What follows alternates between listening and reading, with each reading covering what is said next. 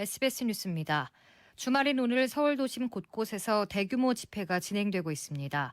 자유한국당은 오늘 낮 1시부터 광화문 세종문화회관 앞에서 국정대전환 촉구 국민보고대회를 열었습니다.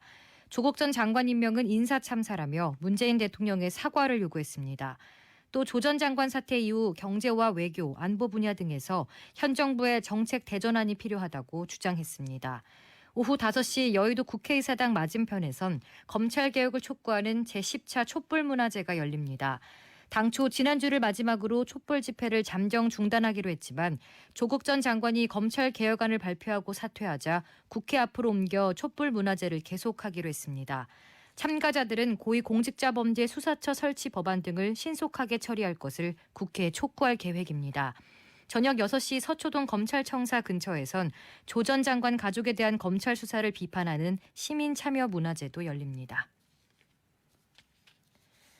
더불어민주당은 자유한국당이 광화문에서 대규모 장외 집회를 연 것을 두고 이제는 국민의 엄중한 요구인 검찰개혁과 민생을 챙겨야 할 때라며 강하게 비판했습니다. 홍익표 수석 대변인은 논평을 내고 한국당의 습관성 장외 집회는 당원과 당직자, 보좌진들을 강제 동원해서 인증샷까지 요구하는 억지 집회라며 검찰개혁과 민생을 살피는 국회의 시간에 성실하게 임해야 한다고 촉구했습니다.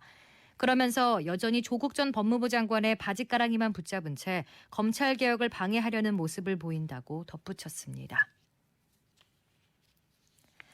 한국 정부는 문재인 대통령과 아베 신조 일본 총리의 정상회담을 내달 국제회의에 맞춰 개최하는 방안을 검토하고 있다고 일본 요미우리 신문이 한일 관계 소식통의 설명을 근거로 보도했습니다.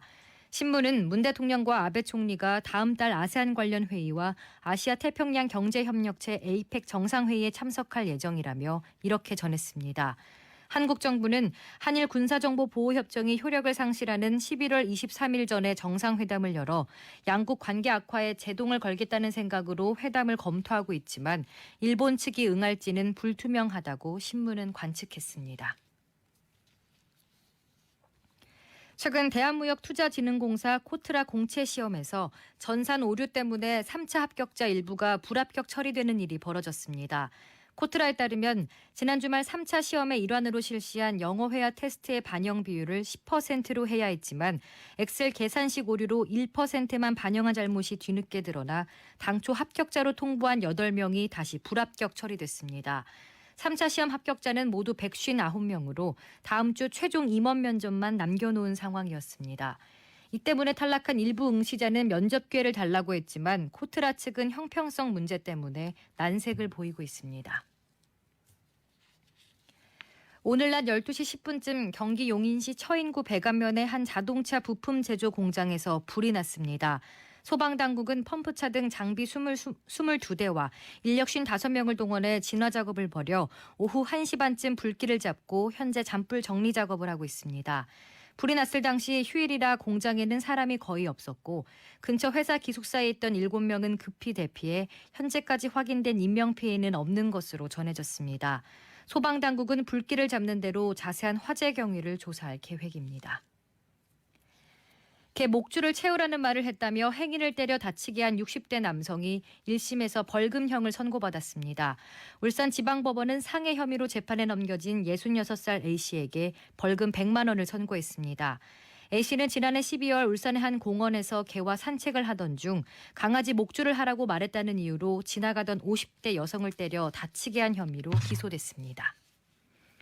오늘은 전국이 대체로 맑겠지만 동해안은 구름이 많이 끼겠고 울릉도 독도는 비가 조금 오겠습니다. 동해상은 바람이 매우 강하게 불겠고 물결도 매우 높게 일겠습니다. 내일은 전국 맑겠습니다. 다만 중국발 미세먼지가 들어오면서 서울과 인천, 경기 남부, 충남의 미세먼지 농도는 나쁨 수준까지 올라갈 것으로 예상됩니다. 기상청은 당분간 내륙 지방을 중심으로 일교차가 큰 날씨가 이어질 것으로 예상했습니다. 주시은입니다. 뉴스를 마칩니다. SBS 러브 FM